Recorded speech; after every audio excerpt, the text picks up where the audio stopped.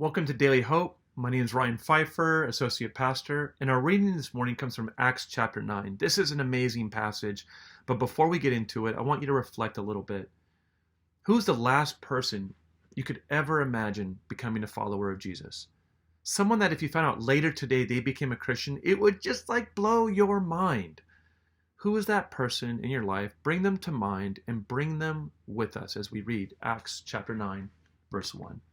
Meanwhile, Saul was still breathing out murderous threats against the Lord's disciples, and he went to the high priest and asked him for letters to the synagogues in the Damascus area, so that if he found any there who belonged to the way, whether men or women, he might take them as prisoners to Jerusalem. As he neared Damascus on his journey, suddenly a light from heaven flashed all around him, and he fell to the ground and heard a voice say to him, "Saul, Saul, why do you persecute me?" "Who are you, Lord?" Saul asked. "I am Jesus, whom you are persecuting." This is an amazing moment where Saul has an encounter with Jesus, and it not only changes his life, but changes the face of human history.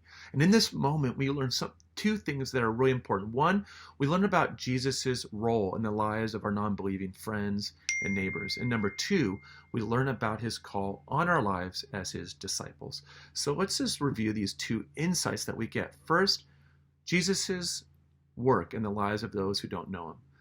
We learn that Saul is really the last person anyone imagined could ever become a follower, right?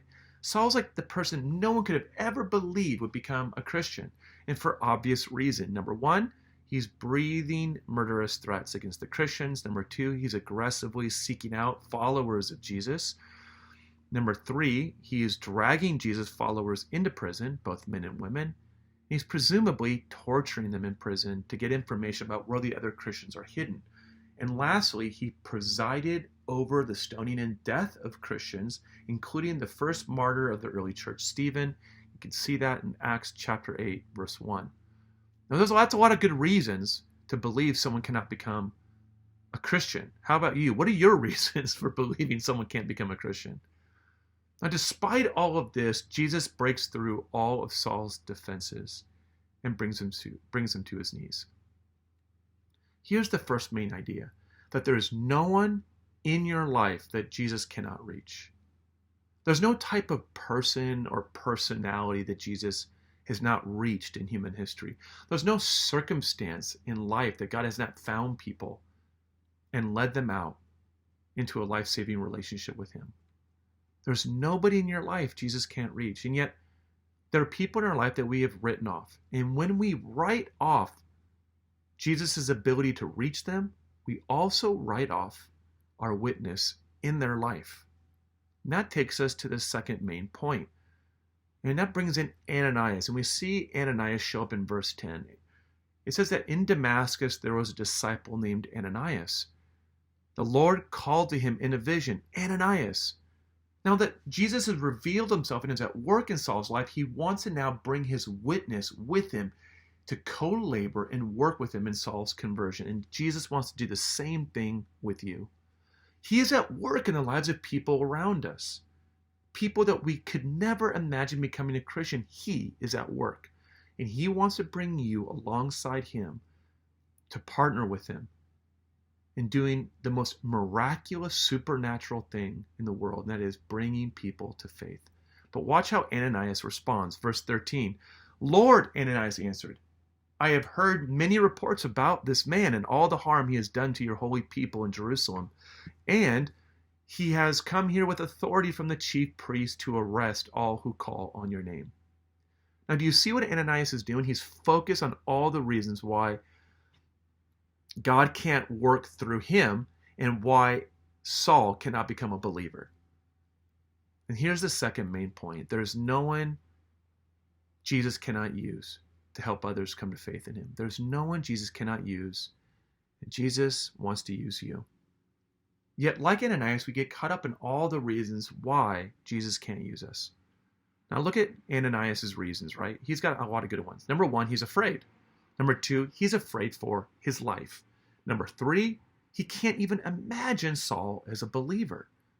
Number four, he is stuck viewing Saul based on Saul's appearance and not on his true identity. And like Ananias, we judge people by the appearance and we don't look at their heart. 1 Samuel 16:7. The Lord does not look at the things people look at. People look at the outward appearance, and that includes people's behavior and their words, their track record, but the Lord looks at the heart. There's nobody he can't reach, and there's nobody he can't use to reach those people. Are you willing to let Jesus use you, to open your eyes to see people the way he sees them?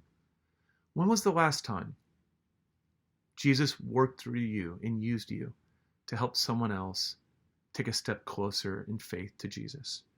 Don't get caught up with guilt or shame.